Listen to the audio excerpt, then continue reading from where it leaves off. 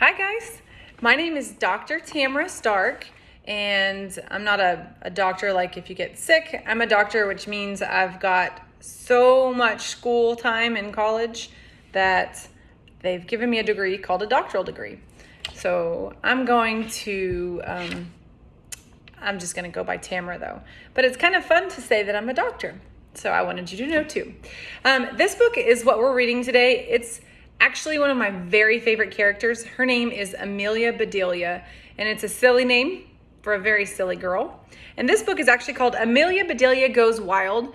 The author of this book is a guy named Herman Parrish, and the illustrator, or the person who makes the pictures, is called Lynn Averill.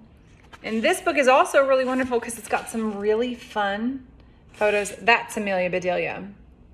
And it's called Amelia Bedelia Goes Wild, but it's also got, a lion over there. So I'm thinking it might not have something to do with being silly. It might also have something to do with animals. We'll have to see. Take a look. Is there anything else that might make you think that it has to do with animals? Maybe wild like crazy and wild like the zoo. This book is really, really crazy. Look at Amelia Bedelia. Can you see her?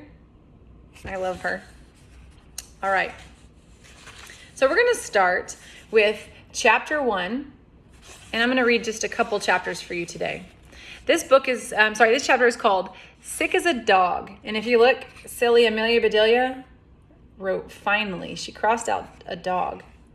Let's see. Amelia Bedelia was sick. She was really, really, really, really, really sick. She was sick of being in her bedroom. She was sick of playing with her animals and dolls.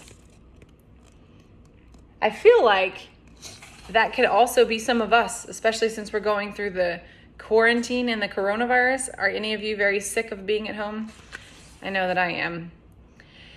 She was sick of watching nature programs on TV. She was sick of gazing out the window at the beautiful spring day.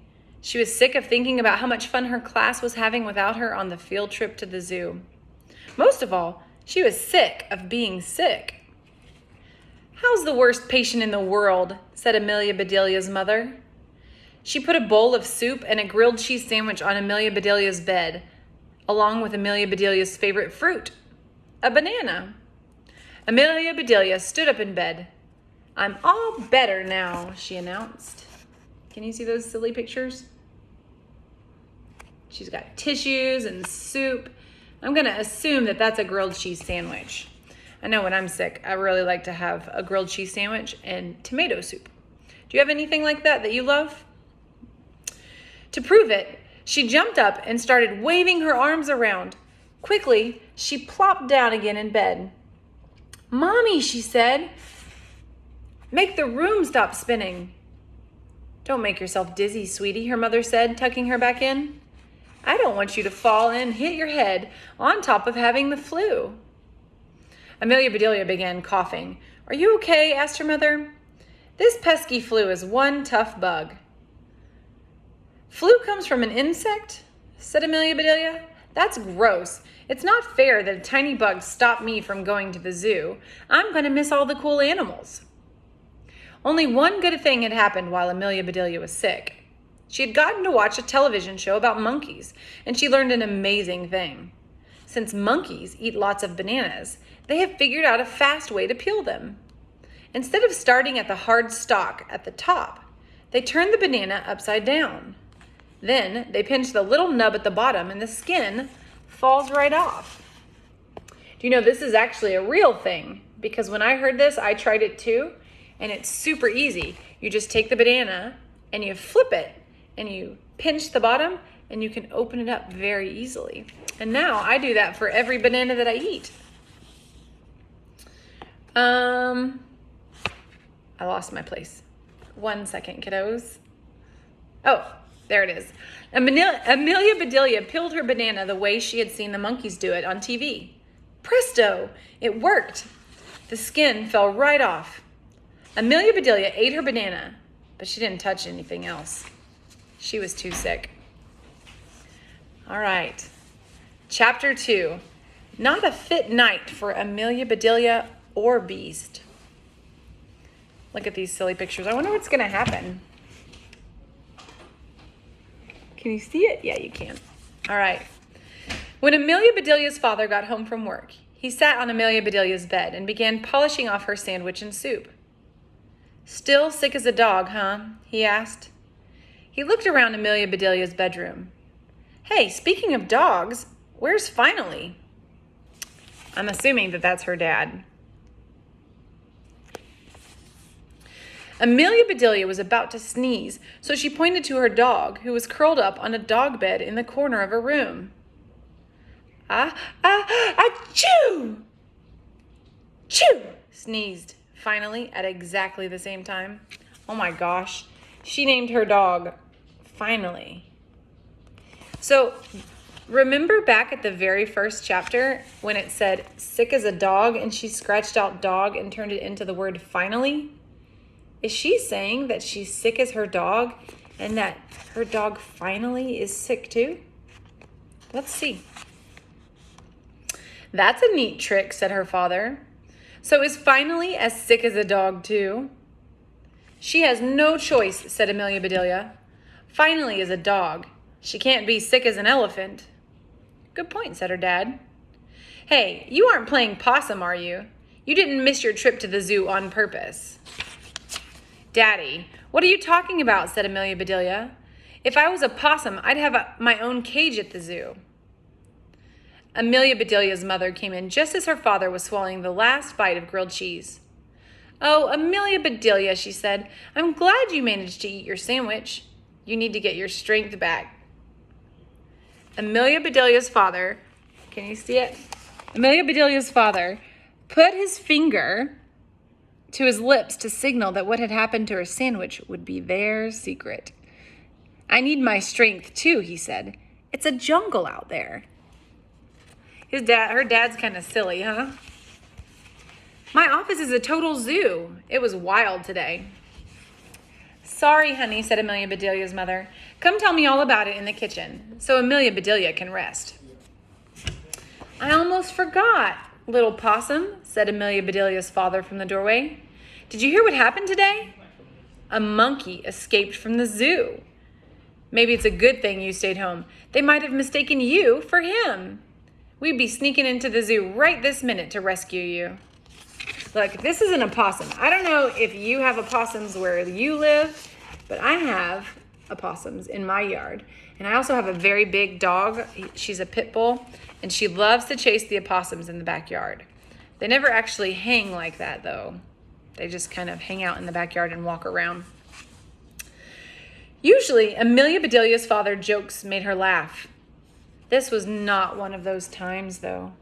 She really was sick. Amelia Bedelia's mother rolled her eyes. "Come along, honey," she said. "I need help with dinner." Amelia Bedelia buried her face in her pillow.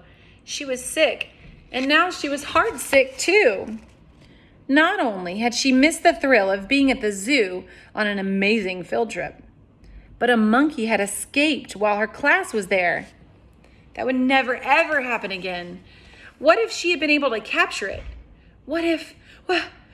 Achoo! Amelia Bedelia felt more miserable than ever.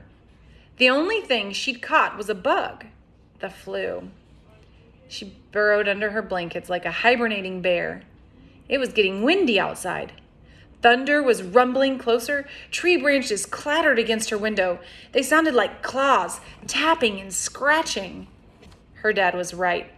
It was a jungle out there.